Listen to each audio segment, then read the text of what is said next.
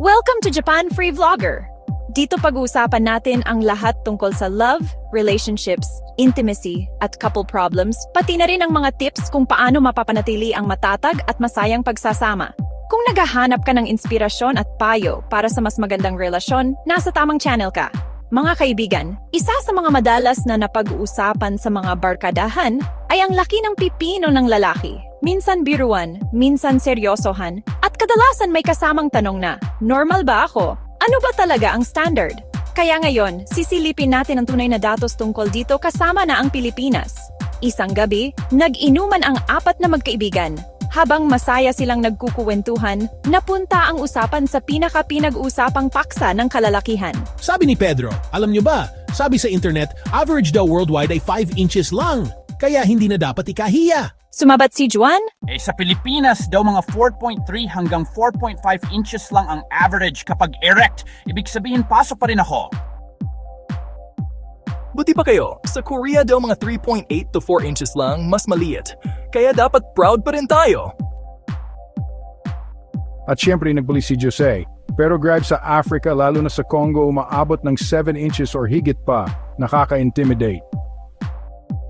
Sa huli, nagtawanan silang lahat at nagkaisa sa isang punto. Hindi pala size ang batayan ng tunay na pagmamahal at kasiyahan sa relasyon.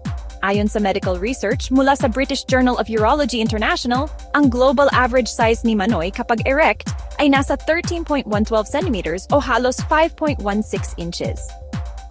Kapag flaccid naman o malambot, nasa 9.6 cm o 3.6 inches. Sa Pilipinas, ang average ay tinatayang nasa 4.3 hanggang 4.5 inches.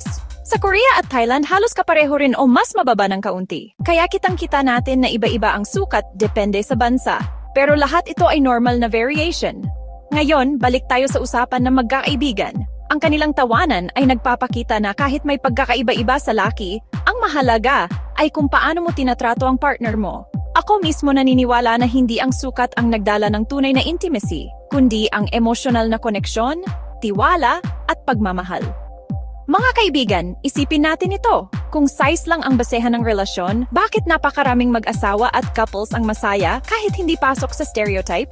Dahil ang satisfaction ay nanggagaling sa komunikasyon, foreplay, emotional bond, at respeto. Kapag may tiwala at pagmamahal, mas nagiging makabuluhan ang intimacy. Kaya imbes na ma-stress sa laki, mas mainam na mag-focus sa kalusugan, confidence, at connection sa partner. Bilang creator, gusto kong ipaalala, natural na curious tayo at minsan nagbibiro tungkol dito. Pero sa huli ang sukat ay numero lang. Hindi ito ang basehan ng halaga ng isang lalaki o ng tagumpay ng relasyon. Ang tunay na sukatan ng pagiging partner ay kung paano mo pinaparamdam sa kanya ang pagmamahal at respeto araw-araw. Salamat sa panonood dito sa Japan Free Vlogger! Huwag kalimutang i-like ang video na ito, i-share sa iyong mga kaibigan, at mag-subscribe para updated ka sa aming mga bagong uploads. Disclosure, ang channel na ito ay gumagamit ng halo-halong content.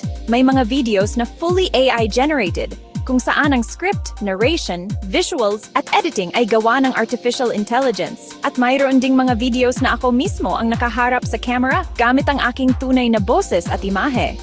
Disclaimer, ang lahat ng nilalaman sa channel na ito ay para lamang sa educational at informational purposes at hindi kapalit ng professional counseling, therapy, o medical advice. Para sa seryosong concerns tungkol sa relasyon o mental health, palaging kumonsulta sa isang qualified professional.